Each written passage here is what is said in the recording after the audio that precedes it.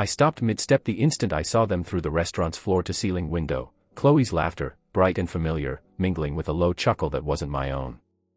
It was just after 8 on a Thursday night.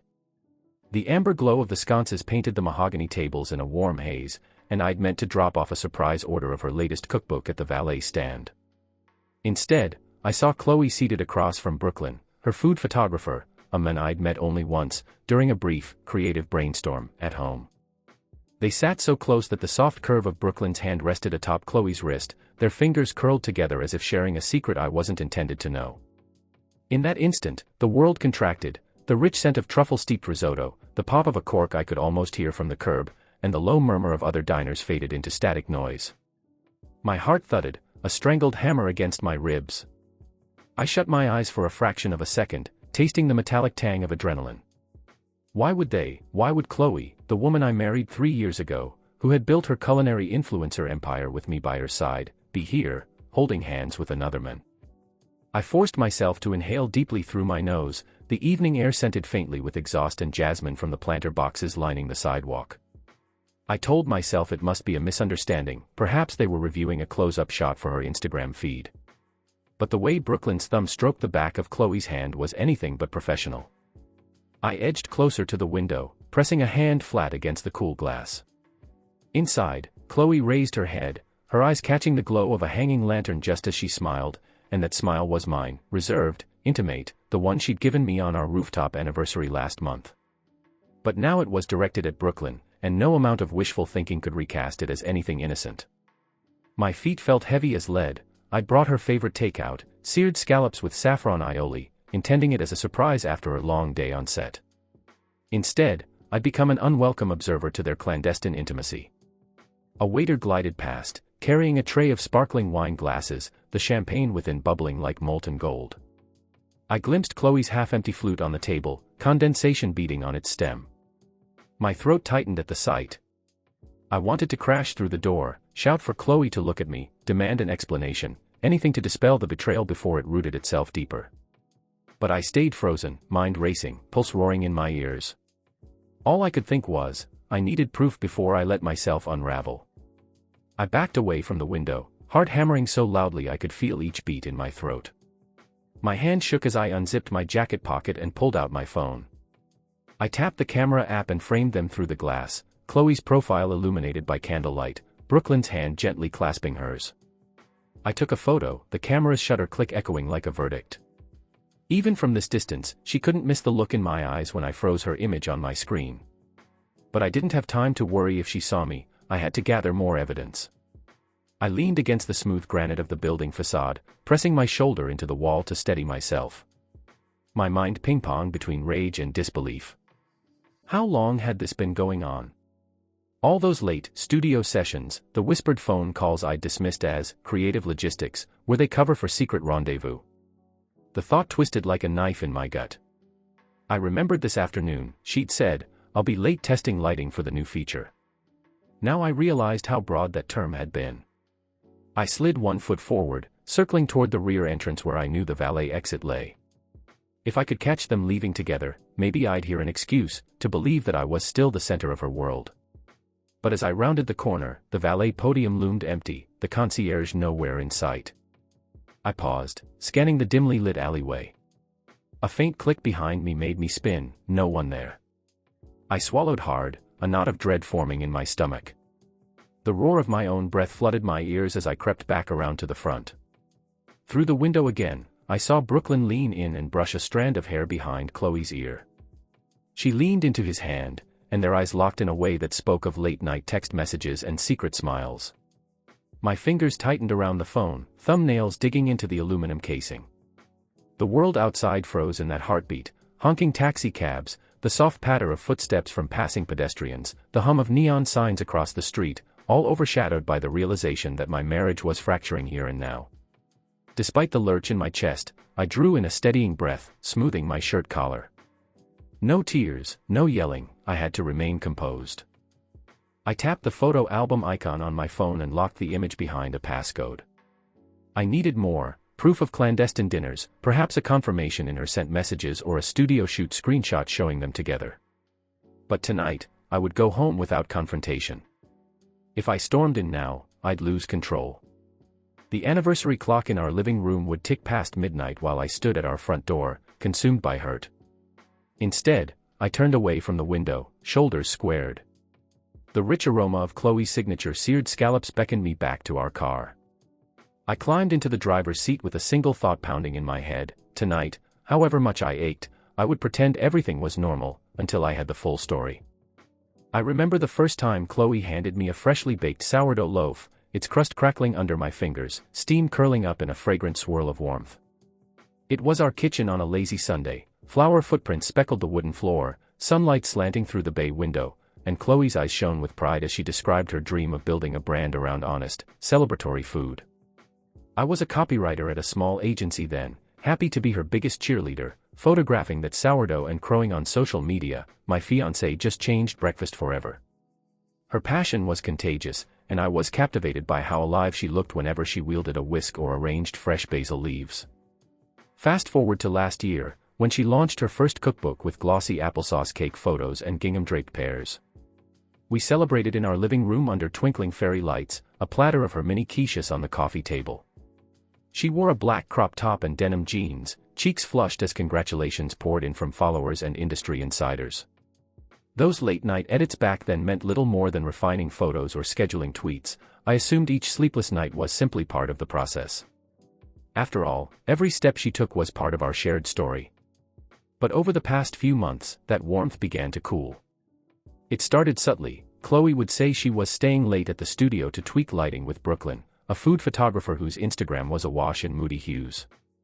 I trusted her when she insisted he was just a friend, but I noticed oddities: an Amazon package labeled photography props arriving at midnight, an external hard drive named Brooklyn Shoots that Chloe slipped into her backpack whenever I wandered into her home office unexpectedly, and a receipt for an upscale gallery opening, 2 tickets, $120 each, dated a Thursday. She'd claimed it was networking, yet returned home well past midnight. Late one evening, I overheard her phone buzz from under the duvet. A lemongrass tea aroma drifted from the kitchen, so I walked in to surprise her with a fresh cup. The mug I found on the counter had a lipstick stain that vaguely resembled Chloe's favorite shade, but she never wore lipstick when she worked at home. I set the mug aside, hesitating at the doorway. "Chloe," I whispered. No response. I peered into her bedroom. Her side of the bed was empty, sheets half untucked. My heart raced. I dialed her number, voicemail. Then I dialed Brooklyn's, twice, before it went to voicemail, his greeting echoing, "Hey, it's Brooklyn, can't talk right now." The apartment was unnervingly silent, Chloe's perfume lingering like a ghost.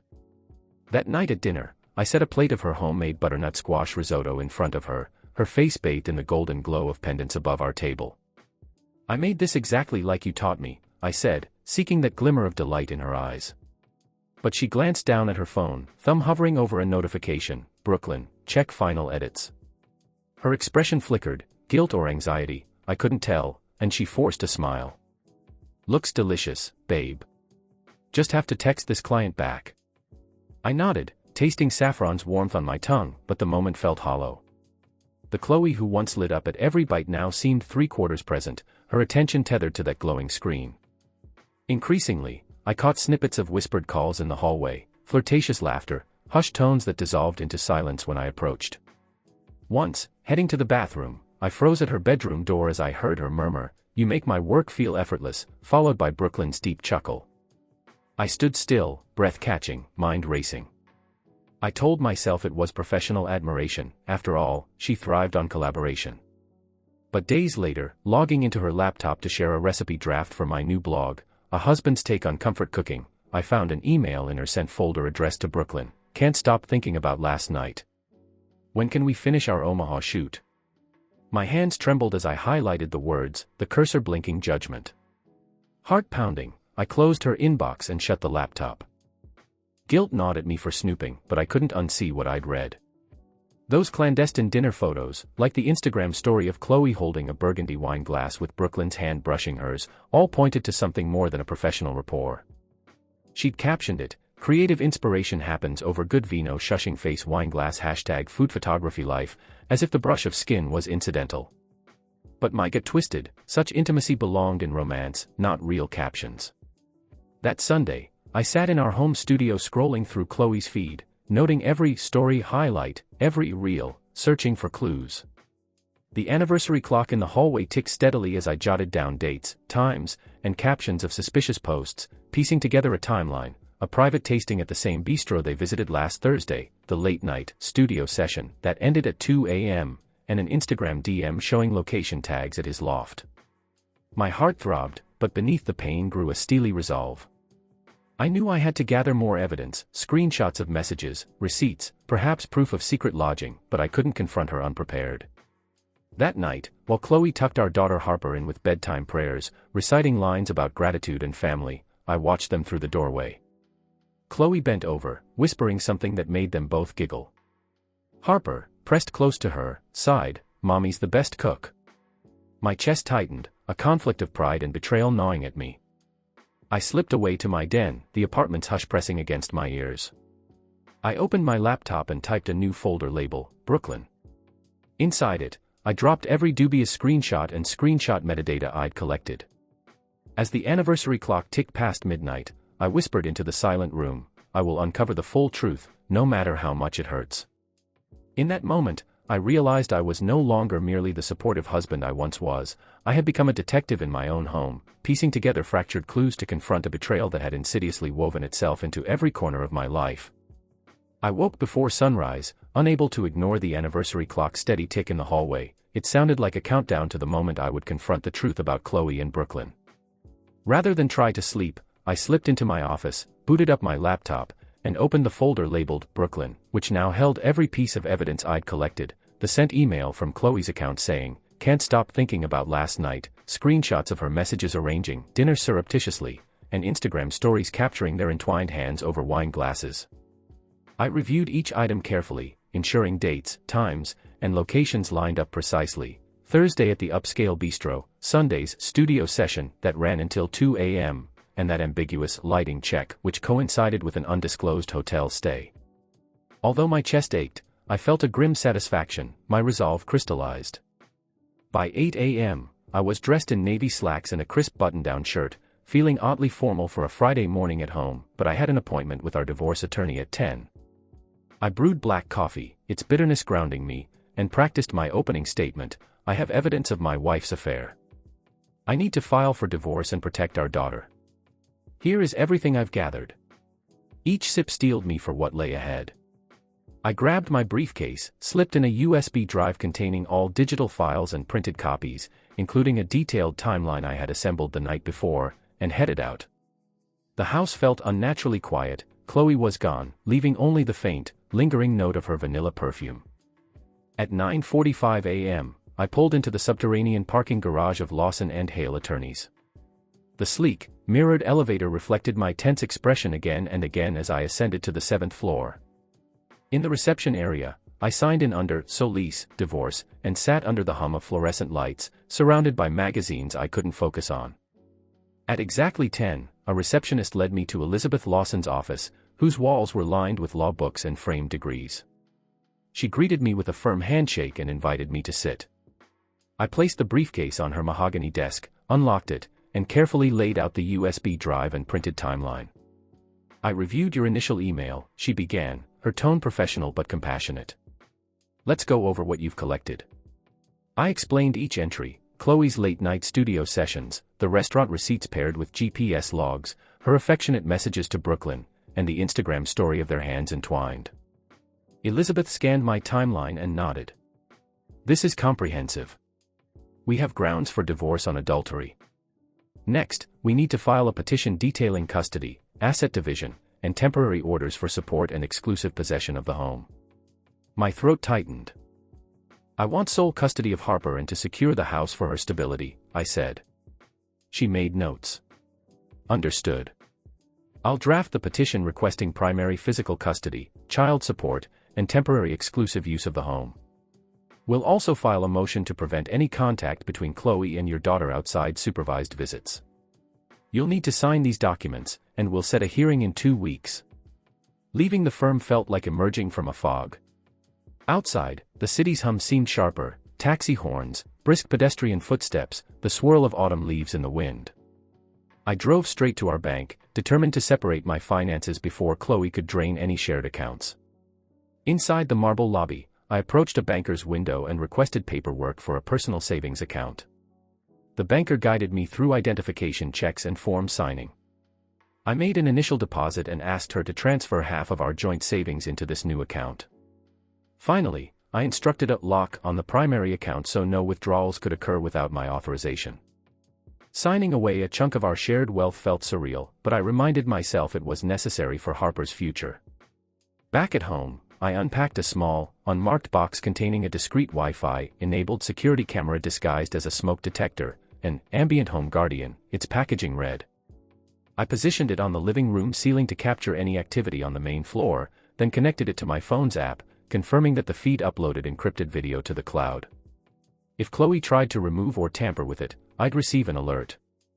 As I secured it in place, I felt a pang of guilt. This intrusion of normalcy was the only way to protect our daughter from unpredictable encounters. That afternoon, I contacted my friend Maria, who had offered to help since I first confided my suspicions. When she arrived at our house 10 minutes later, her warm presence was a relief. Harper greeted Maria with a gummy smile as if she were meeting a familiar aunt. I knelt and hugged my daughter, whispering, "We're going on a little adventure, just you, me, and Aunt Maria." Maria's eyes brimmed with empathy. "When do you want me to take her?" she asked. Looking up at the new camera's little red LED blinking in the corner, I shook my head. "Tonight," I said. "I need to finalize these divorce documents and secure our new living arrangements." Maria nodded, kissed Harper's forehead, and loaded her into the car seat. Alone in the house, I felt a strange quietude. I opened my notes app and began drafting a parenting plan to incorporate into the petition, specifies school drop-offs, holiday schedules, and weekly therapy sessions with Dr. Reyes, whom Maria had recommended for children of divorce. Each line felt like a protective barrier around Harper's future: maintain Harper in her current school district, ensure consistent bedtime routine, supervised visits with Chloe at Maria's residence for the first 6 months. As I typed, the anniversary clock ticked steadily, its heartbeat a reminder that time, though indifferent, would heal if I continued to build a stable foundation. That evening, I retreated to my home office to sketch ideas for launching my own cooking blog, an authentic, dad-focused version of comfort food. Perhaps I'd film episodes on making my mom's pot roast or Harper's favorite peanut butter and banana sandwich. But with every recipe idea came a pang of betrayal. I closed the laptop firmly and walked to the kitchen, reheating a simple pasta dish for dinner. I set a place at the table with a folded napkin and 2 forks, one for me, one for the empty chair where Chloe would no longer sit. The first bite tasted salty, but as I chewed, I felt a flicker of resolve. The solitude was painful yet necessary. From here, I would rebuild my life for Harper, one deliberate step at a time. The late morning light slanted through the blinds as I stepped into Elizabeth Lawson's office, carrying the leather folder that felt heavier than it looked. Chloe sat across from me, eyes rimmed in red, hands folded on her lap. Between us lay every piece of proof I had meticulously gathered: the emailed confessions, Instagram story printouts of their entwined hands, restaurant receipts bearing her signature, and the time-stamped screenshot of her calendar marking "private session" at that high-end bistro. As I closed the door behind me, the air felt charged with the gravity of what was about to unfold. Elizabeth motioned for me to begin. I nodded, took a breath, and slid the folder forward. "Chloe, this is what I found," I said, opening to the first page, bank statements highlighting 2 reservations at Maison Rouge French Bistro, both bearing exact timestamps matching Chloe's studio session entries. I tapped the circled dates: November 3rd, 8:15 p.m. to 10:45 p.m., and November 10th, 7:50 p.m. to 10:30 p.m. I glanced at Chloe's face, watching helplessly as her lips trembled. Those dinners weren't client meetings.